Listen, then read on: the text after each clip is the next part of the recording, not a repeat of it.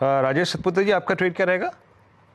विरेंद्र जी देखिए, मेरी नजर है दीपक नाइट्रेट पे। मुझे लगता है यहाँ पे अपने रेंज के ऊपर ये आ रहा है। ये रेंज था करीबन 2000 से लेके 2040 का। 2060 के आसपास ये फ्यूचर में ट्रेड हो रहा था, इसे बाय करें। और स्विंग ट्रेडिंग का इसका टारगेट बनेगा करीबन 2100 का। स्टॉप लॉस होगा 2035 का।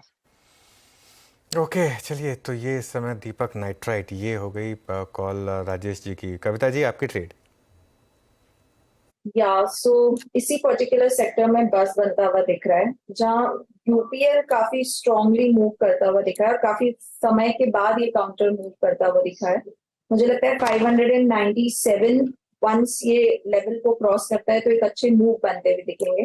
तो इंट्राडे के लिहाज से मुझे लगता है 597 600 के लेवल्स के लिए यूपीएल पर बाय ट्रेड इनिशिएट करें। स्टॉप लॉस मेंटेन करना चाहिए 587। ओके, यूपीएल ये इस समय कविता जी का ट्रेड। राजेश पालवे जी, आपकी ट्रेड? अनुज जी, केमिकल बास्केट में एसआरएफ पे फोकस है। एसआरएफ में देखें तो ओपनिंग के बाद से एक अच्छा बाइंग इंटरेस्ट बनते हुए दिखा, और पिछले अगर 7-8 दिन का इसका प्राइस बिहेवियर देखें तो एक काफी नैरो प्राइस रेंज में ये ट्रेवल करता हुआ दिख रहा था, और आज अच्छा ब्रेकआउट यहाँ पे बनते हुए दिखा है। पूरे ही सेगमेंट में एक अच्छा आज ट्रैक्शन देखने को मिला। तो एसआरएफ फ्यूचर बाय करने की सलाह है। 2370 2380 तक की अपसाइड के टारगेट एक्सपेक्ट कर रहे हैं। स्टॉप लॉस रखेंगे करीब 2300 के आसपास के। एसआरएफ फ्यूचर बाय करने की सलाह। जिम आज केमिकल्स में अच्छा मूव नज़र आ रहा है। गौरांग, संक्षेप में ही रखिएगा इस उत्तर को। आई मीन, क्या एसआरएफ या फिर क्या केमिकल बास्केट आपको इम्प्रेस कर रही है? आप लोगों ने हाउस में कोई व्यू लिया है केमिकल स्टॉक्स पे? कोई चेस कर रहे हो आप? आपने संक्षेप में रखने की बात की है तो मैं एक या दो विकल्प बता देता हूं जो हमारी पसंद की है। एक है विनती ऑर्गेनिक्स, और दूसरा है पीआई इंडस्ट्रीज। और भी कई स्टॉक्स है, करीबन 4-5 और भी है, लेकिन प्राथमिकता ये दो को आप देख सकते हैं। और हमें पसंद आता है पूरा स्पेशलिटी और फर्टिलाइजर एग्रोकेमिकल्स। ओके, विनती ऑर्गेनिक्स आपका कन्विक्शन में है लिस्ट में, और पीआई इंडस्ट्रीज 3660 पे, ये भी आपके कन्विक्शन कॉस्ट में शामिल है। अच्छा, बैंक निफ्टी थोड़ा सा पुश करता हुआ 44,621 पे। शिवांगी ने पिक किया था आपका आईसीआईसीआई बैंक, थोड़ा सा उसको देखते हैं जरा। डायरेक्टर साहब, आईसीआईसीआई बैंक के साथ साथ आप कंट्रीब्यूटर्स की लिस्ट रखिएगा, मतलब क्या कंट्रीब्यूट कर रहा है आज निफ्टी बैंक, अगर ये कल की क्लोज के अगेंस्ट लगभग 100 अंकों का डिफरेंशियल मेंटेन कर रहा है अब तक का। It's ICICI bank really. और उसके बाद जो अनुज ने आज एक्सिस बैंक का उल्लेख किया था उसको लेके आइएगा। इट्स 986.85 पर। राजेश सतपुते जी, ये बहुत ही एक क्रिटिकल जंक्चर पे खड़ा हुआ है, जिसको आज सुबह स्पॉटलाइट में जिक्र भी किया गया था। आपका 990 991 को लेकर व्यू क्या है? अगर ये आपके मुताबिक बाइसेक्ट होता है तो कहाँ तक का प्रोजेक्शन होगा एक्सिस बैंक में? तो वीरेंद्र जी, बहुत बढ़िया चार्ट है to be very frank with you, क्योंकि यहाँ पे जो ब्रेकआउट हुआ है अभी, ये एक ब्रॉडनिंग फॉर्मेशन का ब्रेकआउट है, और जो करीबन 3 दिन पहले मिला है। और ब्रेकआउट के बाद का देखिए, 1000 तो हमें भी पता है, यहाँ पे कॉल राइटर खड़े, तो 1000 के आसपास पहला टारगेट होगा स्विंग ट्रेडिंग का। लेकिन जो प्रोजेक्शन बनता है ब्रॉडनिंग फॉर्मेशन का, मेरे हिसाब से अगले सीरीज का पहला पड़ा होगा 1050 का, जो हम स्विंग ट्रेडिंग के हिसाब से ले सकते हैं। तो एक्सिस बैंक का जो ट्रेड रहेगा वो बाय साइड का ही रहेगा। रही बात स्टॉप लॉस की, तो स्टॉप लॉस जिनको पोजिशनली काम करना है उनका स्टॉप लॉस होगा 970 का। 1000 के बाद स्टॉप लॉस को आप ट्रेल कर दें। ओके चलिए, ये एक्सिस बैंक पर कॉल। अब एक काम करते हैं, जरा मार्केट को एक बार देख लेते हैं फिर से। कुछ स्टॉक्स में आज अच्छा करंट है।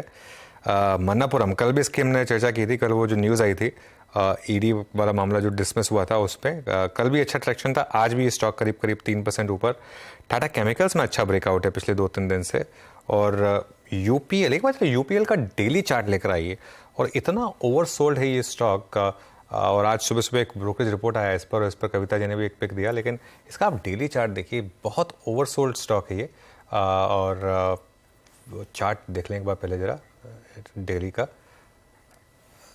नहीं, फ्यूचर का नहीं, स्टॉक का चार्ट चाहिए मुझे। फ्यूचर का चार्ट नहीं चाहिए, डेली चार्ट चाहिए मुझे स्टॉक का। ये देखिए, ये इस समय हाँ करीब करीब 1 महीने का मूव करीब करीब 5% नीचे इस समय। और अगर आप इसका 3 महीने का चार्ट देखें तो करीब करीब 14% नीचे। और थोड़ा सा और एक्सटेंड कर दीजिए इसको अगर मिल जाए तो, ये 6 महीने का चार्ट करीब करीब 16% नीचे। तो काफ़ी इसमें डिक्लाइन रही है। और 12 महीने का चार्ट देखिए 20% नीचे। तो आज काफ़ी टाइम के बाद इसमें एक पॉजिटिव मूव आया, लेकिन ये थोड़ा टफ स्टॉक है ट्रेड करना, ध्यान रखिएगा। SRF आज केमिकल बास्केट में बाएंगे क्लियरली। कविता जी, कोई और स्टॉक समझ में आया हो आपको केमिकल बास्केट में UPL के अलावा? टाटा केमिकल मॉर्निंग में हम डिस्कस किए थे। अपार्ट मुझे लगता है PI इंडस्ट्रीज में भी अच्छे मूव्स बनते हुए दिखने चाहिए। 3662 के लेवल्स पर एज ऑफ नाउ है। और डे पर्सपेक्टिव मुझे लगता है 3691 3709 के प्राइस टारगेट्स के लिए PI इंडस्ट्री को देखा जा सकता है। एक अच्छा शेडो दिया है काउंटर ने, 3620 का एक स्टॉप लॉस मेंटेन करना चाहिए।